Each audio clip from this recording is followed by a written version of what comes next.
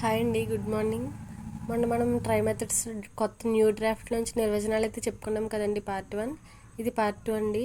నిర్వచనాలు అయితే అసలు నెగ్లెక్ట్ చేయదండి. కన్ఫర్మ్ బిట్ అండి. సైన్స్, మ్యాథ్స్ ఖచ్చితంగా ఒక బిట్ అయితే ఇందులోంచి వస్తుంది. 2 బిట్స్ అయితే కన్ఫర్మ్గా వస్తాయండి. పైగా వాడైతే ఓల్డ్ నుంచి కాకుండా న్యూ డ్రాఫ్ట్ నుంచి ఎక్కువగా అడుగుతున్నాడు కదండి. సో నేను డ్రాఫ్ట్ కాపీలన్నీ రాశానండి ఇప్పుడు ప్రజెంట్. సో ఇది పార్ట్ 2 అండి. మనం ఎక్కడి వరకు చెప్పుకున్నామండి? లేయింగ్, ఏ రంగం వాళ్ళైనా మార్నింగే లేగాలి కదండి. సో ఇక్కడ వరకు చెప్పుకున్నాం. నెక్స్ట్ వన్, విద్యార్థులు లక్ష్యాన్ని సాధించుటకు, విద్యానుభవాలు కలిగించుటకు, అనువైన ప్రవర్తన మార్పులు తెచ్చుటకు ఉపయోగపడు కృత్యములను కలిగి ఉండేదే యూనిట్. సో చెప్పింది బోసింగ్. దీన్ని ఎలా గుర్తుపెట్టుకుంటారంటే, ఇప్పుడు ఒక 4 months బేబీ, 5 months బేబీ బోసిన వాళ్ళు నవ్వుతూ ఉంటారు కదండి. సో మనం ఆ నవ్వులు చూడగానే మనం ఎంత కోపంలో ఉన్నా సరే మన ప్రవర్తన మార్పు అనేది వచ్చేస్తుంది కదండి. ఆ బోసిన వాళ్ళు నవ్వుతున్న బేబీని చూడగానే వెంటనే మన ప్రవర్తన అనేది ఏమవుతుందండి? మారిపోద్ది కదండి. మనం కూడా చాలా క్యూట్గా అనిపిస్తుంది కదండి మనకి చూడగానే. నెక్స్ట్ వన్, పరస్పర సంబంధం ఉన్న సుదీర్ఘమైన సబ్జెక్టు విషయాన్ని యూనిట్ అంటారు. ప్రెస్పన్. సో దీంట్లో ఏం తీసుకుంటారంటే, ప్రెస్పన్ అంటే ప్రెస్ అని తీసుకోండి. న్యూస్ ఛానల్స్ ప్రెస్ వాళ్ళు ఉంటారు కదా, సుదీర్ఘమైన సబ్జెక్ట్. వాళ్ళ దగ్గర కొంచెం మ్యాటర్ ఉన్నా సరే వాళ్ళు ఏం చేస్తారండి, సుదీర్ఘమైన ఇంకా దాన్ని సాగదీసి ఒక రోజంతా ఏదైనా తుఫాన్ వచ్చినా, ఏదైనా ఇన్సిడెంట్ జరిగిందంటే దాన్ని సుదీర్ఘంగా సాగదీస్తూనే ఉంటారు ఈ ప్రెస్ వాళ్ళు. సో అలా ఏదో చిన్న లాజిక్గా గుర్తుపెట్టుకోండి అంతే.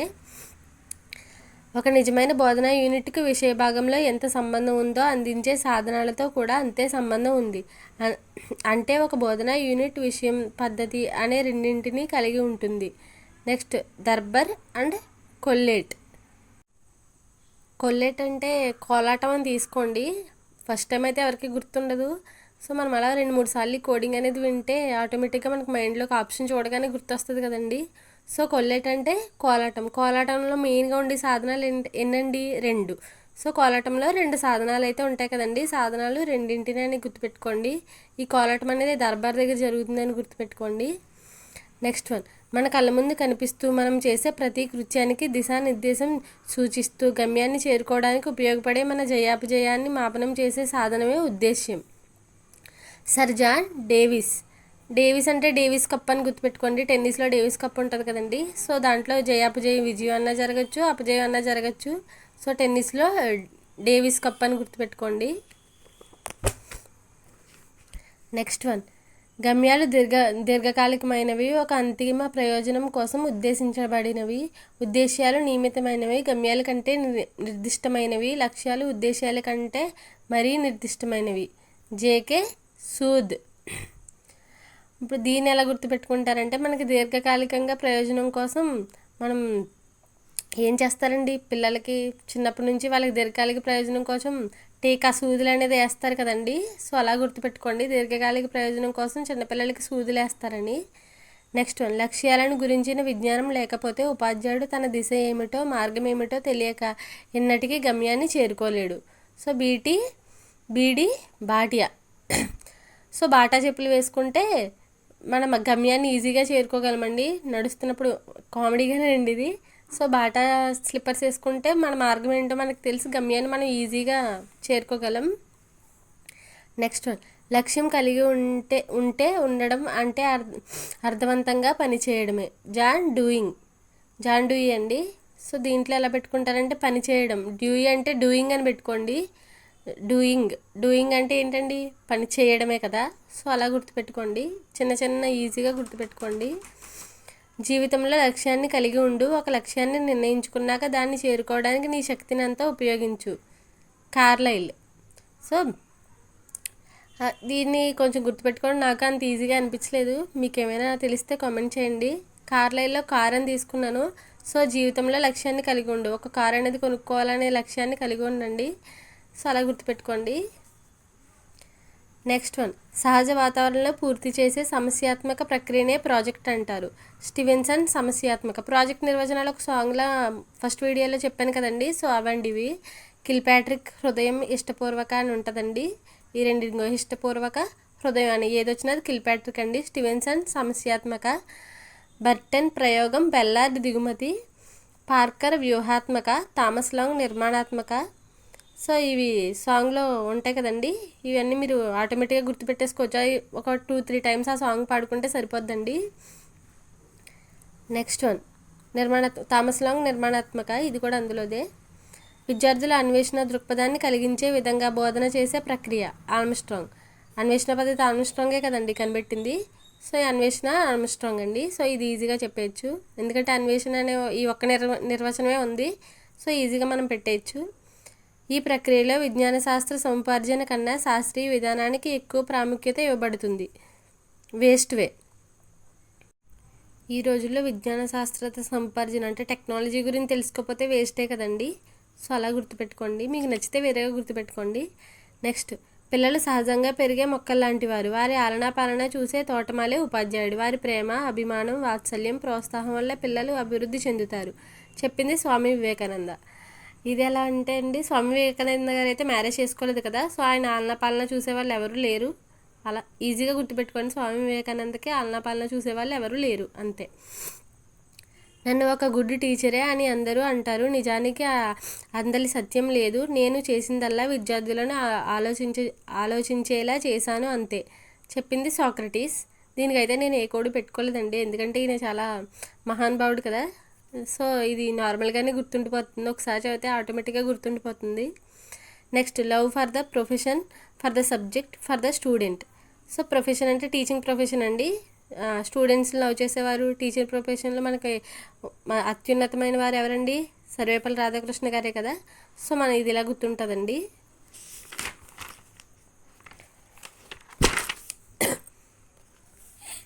నెక్స్ట్, ఉపాధ్యాయులు పిల్లలకు కిటికీల వంటి వారు. పిల్లల అభ్యసనానికి, పరిజ్ఞానానికి అతనే ఆధారం. వారిలో సృజనాత్మకత మేల్కొల్పే ఆదర్శమూర్తి పాత్ర పోషించే వ్యక్తి అతడే. చెప్పింది ఏపీజే అబ్దుల్ కలాం. దీనికైతే ఎలా తీసుకున్నానంటే కిటికీ అని తీసుకున్నానండి. ఏపీజే అబ్దుల్ కలాం గారు కిటికీలోంచి ఆకాశాన్ని చూసేవారు. అంటే పక్షులు ఎలా ఎగురుతున్నాయో అలా నేను కూడా రాకెట్లను తయారు చేయాలని, నేను కూడా ఆకాశంలోకి వెళ్ళాలని కిటికీలోంచి రోజు చూస్తూ ఉండేవారు ఏపీజే అబ్దుల్ కలాం. సో అలా గుర్తుపెట్టుకోండి. జ్వాలతో ప్రజ్వలిల్లే దీపం ఏ విధంగా మరొక దీపాన్ని వెలిగించగలదో అదే విధంగా ఉపాధ్యాయుడు తనలో ప్రజ్వలిల్లే జ్ఞానం ద్వారా విద్యార్థుల జ్ఞానాన్ని వెలిగించగలడు. రవీంద్రనాథ్ ఠాగూర్. రవి అంటే ఎవరండి? సూర్యుడు. సో సూర్యుడు ఎలా వెలుగుతుంది? జ్వాలతో ప్రజ్వలిల్లుతుంది. ఓకేనండి. నెక్స్ట్, ఒక సందర్భం, ఒక వస్తువు లేదా ప్రవర్తనపై అభిప్రాయాలను లేదా తీర్పులను వ్యక్తీకరించుటకు ఉపయోగించు పదమే నిర్ధారణ మాపని. Bar Davis Johnson. ఇది కొంచెం నాకు డౌట్గా ఉందండి, మీకు తెలిస్తే కామెంట్ చేయండి. ఇక డేవిస్ అయితే డేవిస్ కప్ అని తీసుకోవచ్చు, డేవిస్ కప్ తీర్పు అని తీసుకుంటాను. బారు జాన్సన్ అనేది ఎలా తీసుకోవాలో నాకు అర్థం కాలేదు. నెక్స్ట్, సజీవ జీవితాన్ని, స్వభావాన్ని, ప్రవర్తనను, వృద్ధిని, వికాసాన్ని, పరిణితిని ప్రభావితం చేసే అన్ని బాహ్య శక్తులను, ప్రభావాలను, పరిస్థితులను వివరించేదే పరిసరాల విజ్ఞాన శాస్త్రం. డగ్లస్ మరియు హలాండ్.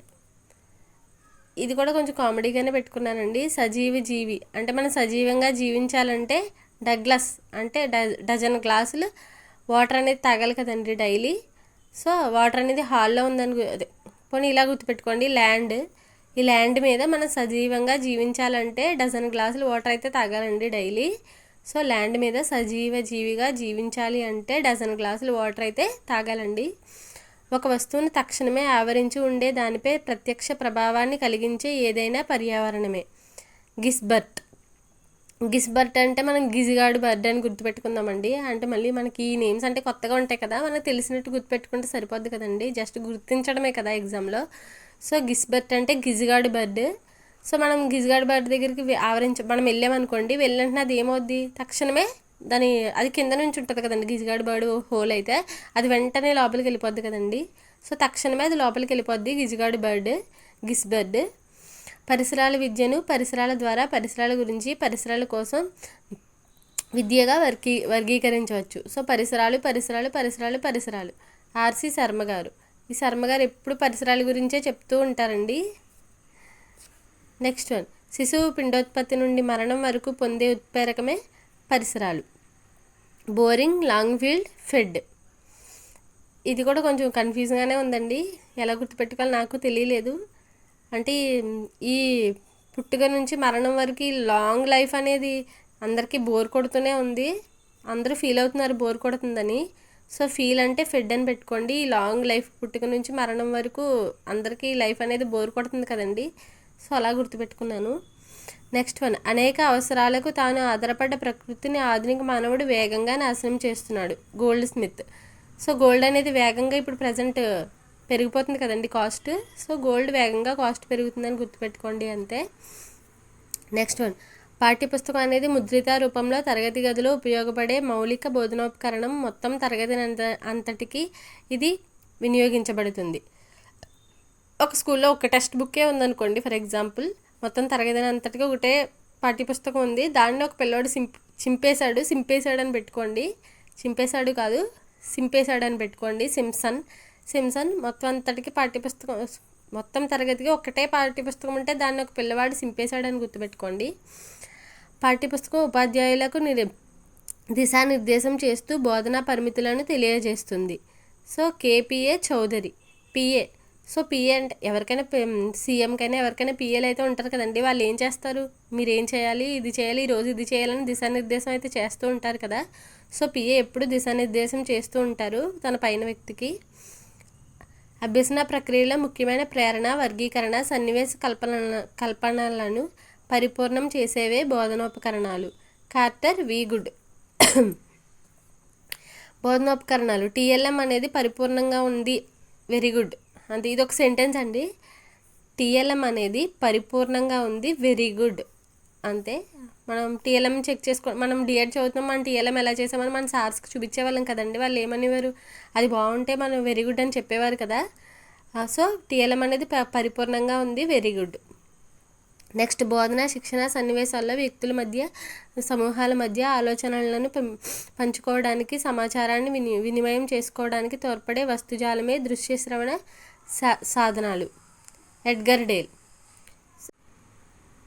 డేల్ సంకులో మనకేముంటుందండి, దృశ్య శ్రవ్య సాధనాల గురించే కదండి, టీఎల్ఎం గురించి సమాచారం అయితే ఉంటుంది కదా ఆ ఎడ్గర్ డేల్ సంకులో.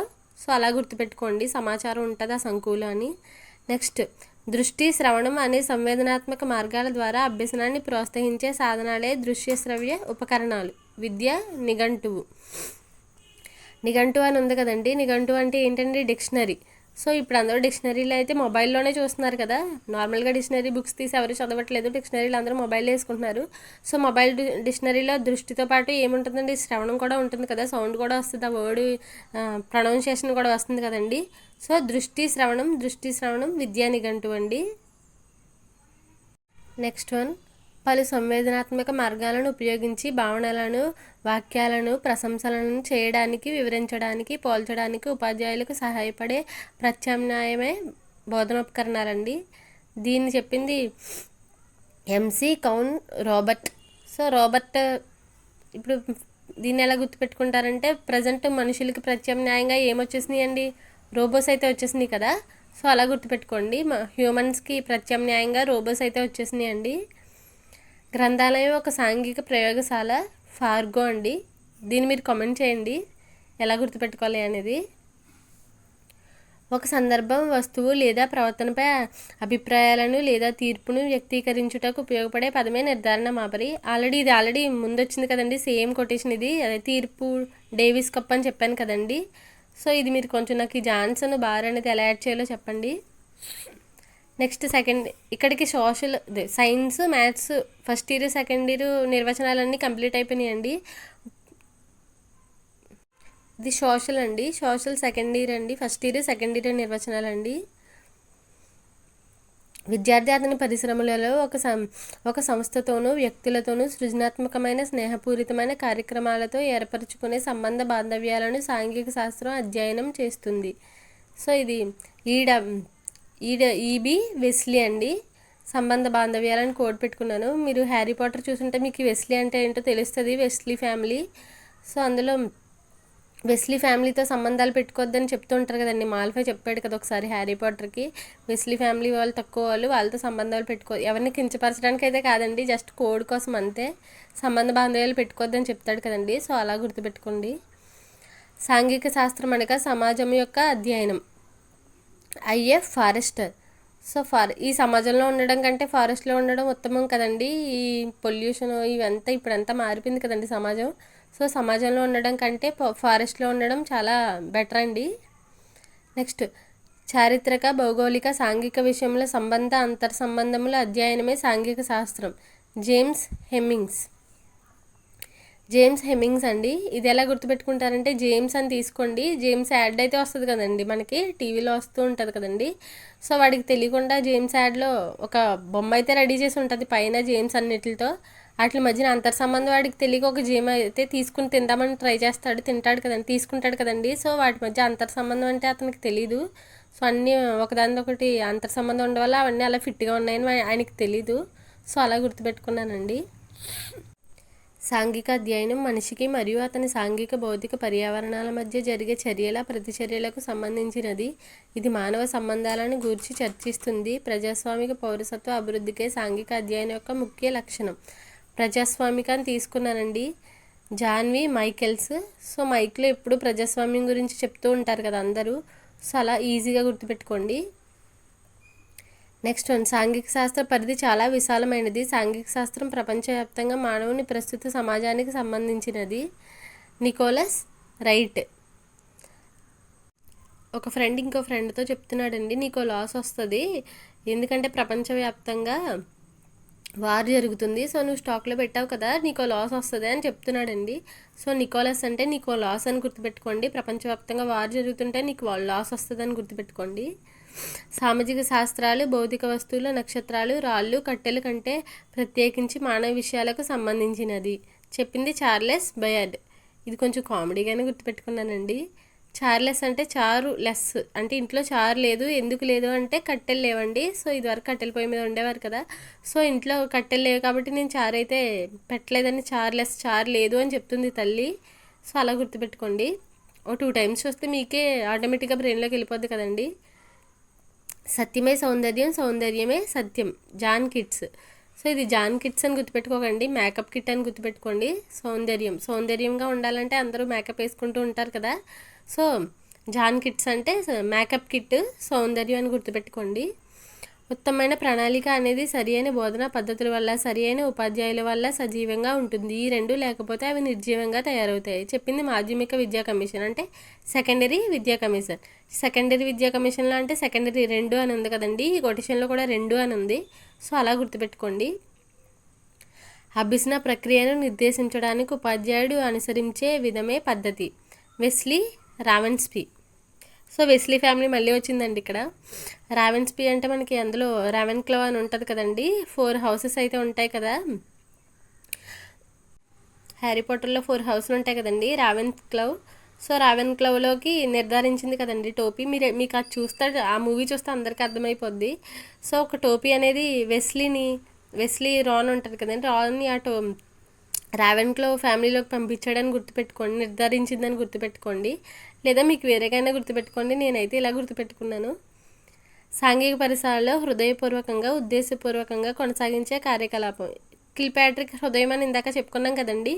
కిల్పాట్రిక్ అని వస్తే హృదయం లేదా ఇష్టపూర్వకంగా 2 ఉంటే కిల్పాట్రికే వస్తుందండి కన్ఫామ్గా.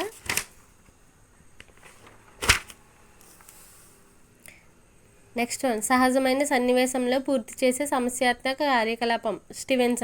స్టివెన్సన్ సమస్యాత్మక. ఈ ఆల్రెడీ ఇందాక సైన్స్లో వచ్చినాయండి ఇవి నిర్వచనాలు, మళ్ళీ సోషల్ డ్రాఫ్ట్లో కూడా ఉన్నాయి, నేను అందుకనే రాశాను. సేమ్ అండి. స్టివెన్సన్ సమస్యాత్మక, బైనింగ్ లక్ష్యాత్మక, బెల్లా దిగుమతి లేదా తీసుకువచ్చిన.